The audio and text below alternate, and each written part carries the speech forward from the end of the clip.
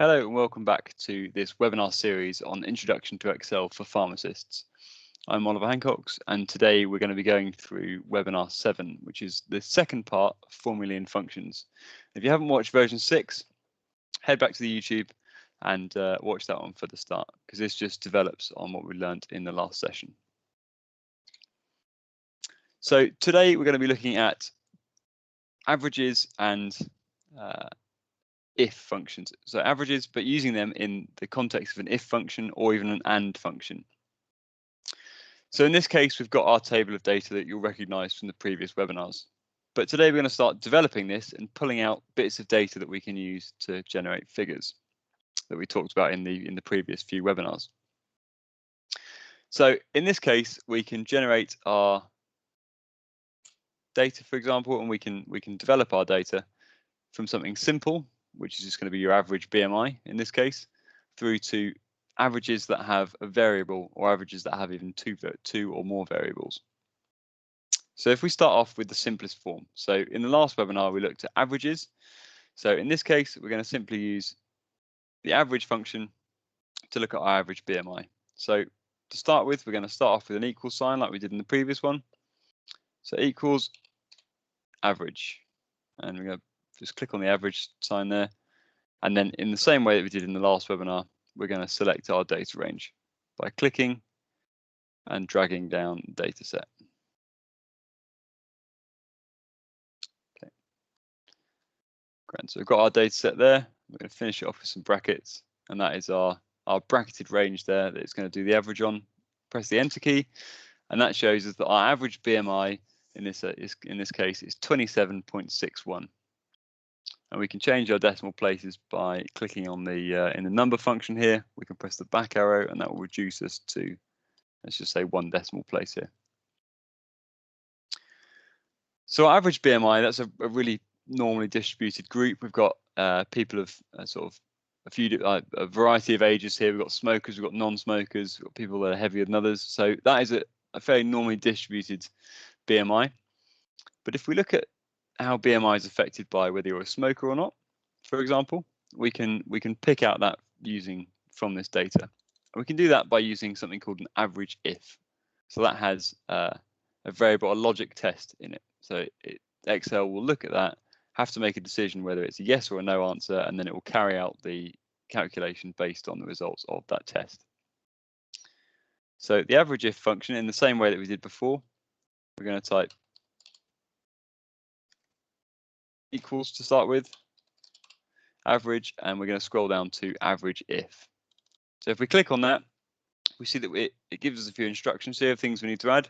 So a range, first of all, the criteria, and the range we're going to be averaging. So the range function here is the logical test, the thing that it wants us to have a look at. So for range, we're going to see whether they're smokers or not. So we're going to click that and drag that down our range.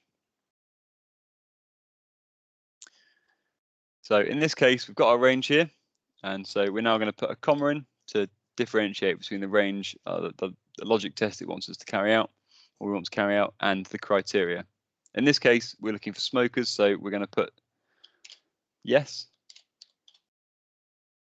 I'm going to put that in these speech marks here to indicate that it's text, so that Excel can understand it. And we're then going to follow that with another comma. And then we're going to do the same and scroll down the range we'd like to average. So in this case, we're going to highlight our BMI, calculate that, and run it down to the bottom. And then we're going to finish it all off with a set of brackets. That shows us that our average BMI for smokers is only a little bit higher, but 28.4.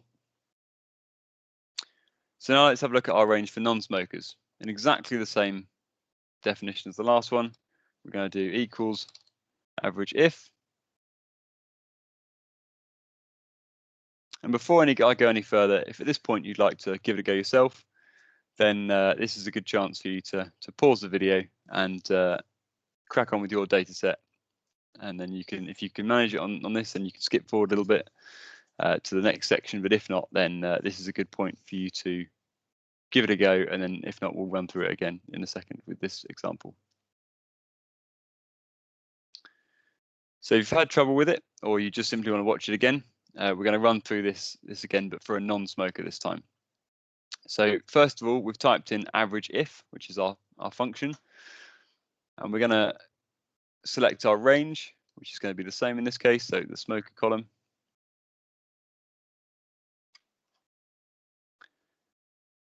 And our criteria, which in this case is no.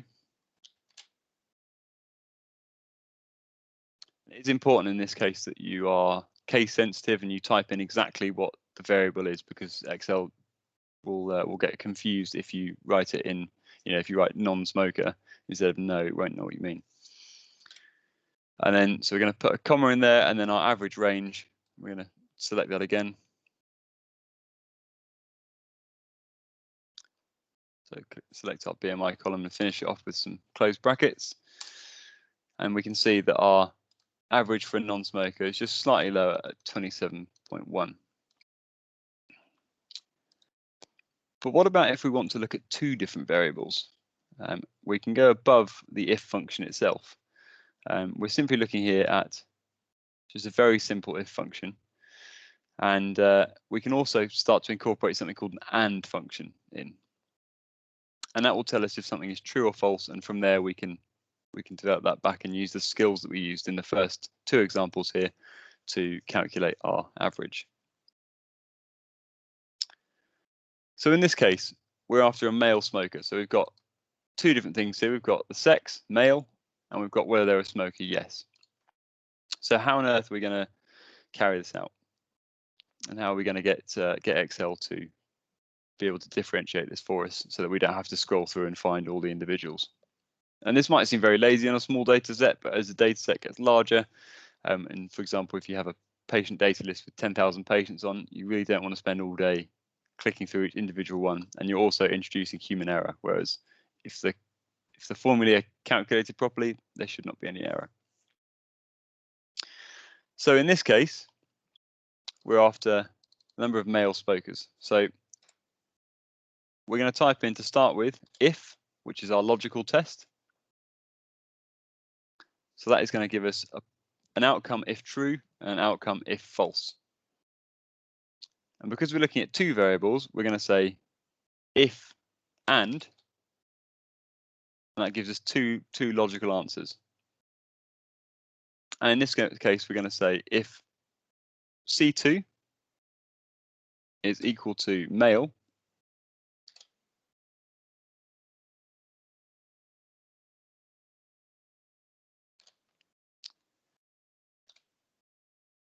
and in this case, H2, which is this one in the smoker column, is equal to yes,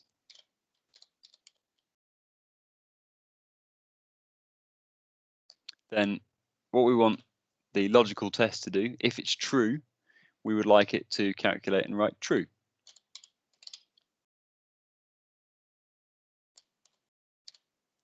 In this case. Okay, and then a comma, and if false, we'd like it to write false. There, close brackets. So if C2, the sex, is male and they are a smoker, yes, then we'll write true, which is this section here. If not, false. And we'll press enter, and that should tell us true. If we scroll down one more and we drag that formula down one more to a male, Mr. Johnson, who's not a smoker, we will see false. And if we look at that, the formula scrolls down each one. So we're going to bring that right down to the bottom, click and drag that formula all the way down. There we go. So we've got a list of trues and falses in this male smoker column. So in this case, we can now go back to our average if, and we can write average if. And in this case, we would like our range. So this column here, our true or false column, if our criteria is true,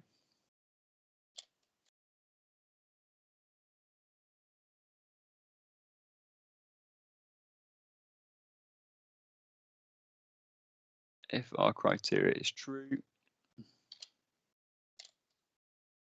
Again, making sure that you you write it in the same style as the Excel. True. Then calculate an average BMI. So we're then going to bring our BMI there.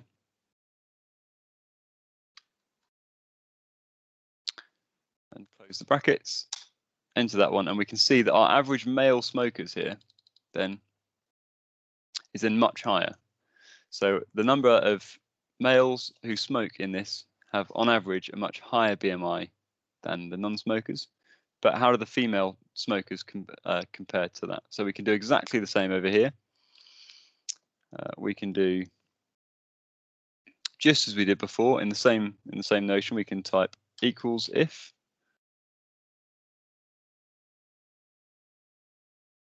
and so if, for example, C2 in the same case is equal to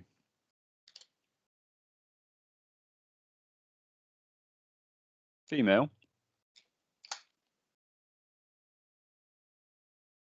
and by the same notion, H2 is equal to yes for female smokers,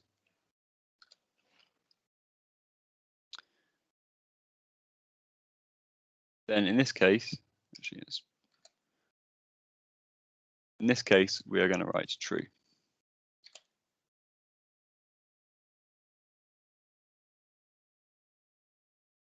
True. And if it's false, again,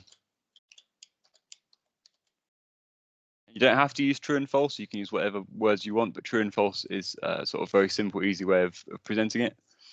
And by pressing enter, in this case, we see Mr. Smith is a male who smokes, so that would give us a false. Whereas down here, if we click and drag it down,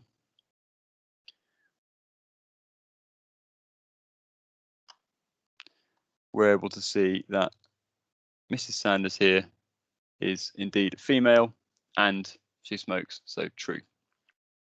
And by the same notion here, we can now go back to our average if. So if this range here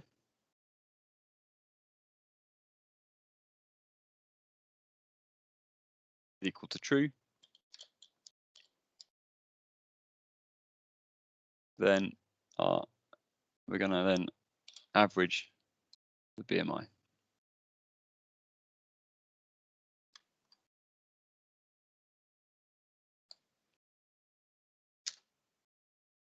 And we can see that the average BMI of the female smokers is far lower. So this has been a really quick wrap up on how to use if and functions and average if function. If you'd like any more information about this, there will be subsequent videos going into this at more depth.